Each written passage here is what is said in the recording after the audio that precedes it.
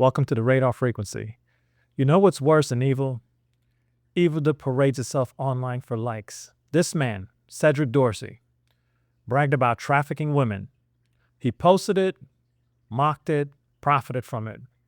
And while the mainstream media treat it like it's a local crime story, I'm here to tell you the truth.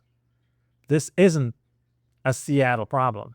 This is a national disgrace, and it's being enabled by silence.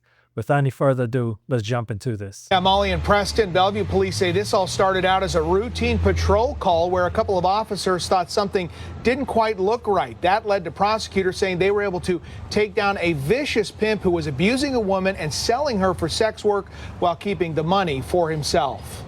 So trying to tell me leave alone? On social media, It's trying to tell me leave money alone. Cedric Dorsey painted himself as a pimp Why I'm a pimp. with money, swagger, and influence. SCCC 333. But investigators say his lifestyle was built by forced sex work, as Dorsey trafficked a woman into prostitution in Seattle, Bellevue, Kent, and Las Vegas. It all came undone in 2024 when Bellevue police responded to a domestic violence call involving Dorsey and his victim. They listened to what that victim was telling them and realized things weren't just adding up for her and what she was saying, and that she was in a very dangerous situation. Bellevue Police Major Ellen Inman says patrol officers noticed signs of trafficking and called detectives. When you ask them questions, they're answering repeatedly in these kind of scripted or answers that sound like they're rehearsed. When they served the search warrant on his premise, they recovered $12,000 in cash, along with those 3 firearms, one of which was stolen, and a banned firearm. King County prosecutors hit Dorsey with charges of human trafficking, promoting prostitution, and unlawful possession of a firearm. We see very significant violence, strangulation, beatings, assaults. Prosecutor Brayla McGinnis tried Dorsey's case where his own social media posts were used as evidence, including this one about the 304 oath, where prostitutes promise not to cooperate with police and say they aren't victims. So what are your thoughts so far?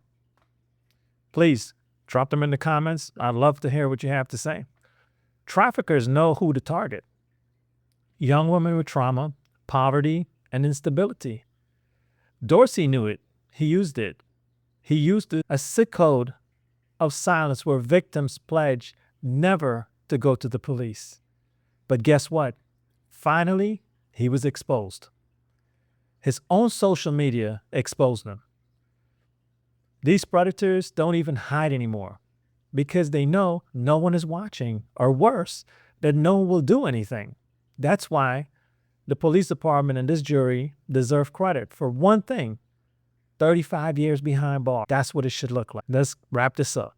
One of the biggest rules of the game is not to talk to police. It is that idea of selling the dream, right? Saying, I have these nice things. If you come with me, you can have all of this, right? And when you're talking to someone who has had a very rough upbringing or a very troubled life, that's the vulnerability that they exploit. That's the way I look at social media and the use of different ways that people advertise their criminal activity, is that if you make it available for the Bellevue Police Department in this case to access and use as part of our lawful investigation, then that's what we will do. After being found guilty at trial this spring, Dorsey is now starting a 35-year prison sentence. We were able to take a very dangerous criminal off the street and hold him accountable for his actions.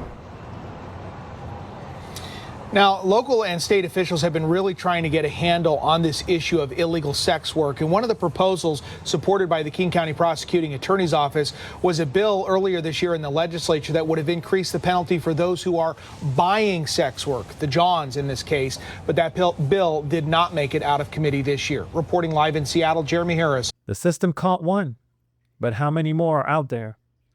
Posting, grooming, destroying lives in plain sight. We cannot ignore this, and we cannot leave it to a handful of local officers to clean up a national epidemic. Please remember, like, share, subscribe, drop your thoughts in the comments, and until we meet again, remember, stay informed and engaged and locked into the radar right here. Have a good one.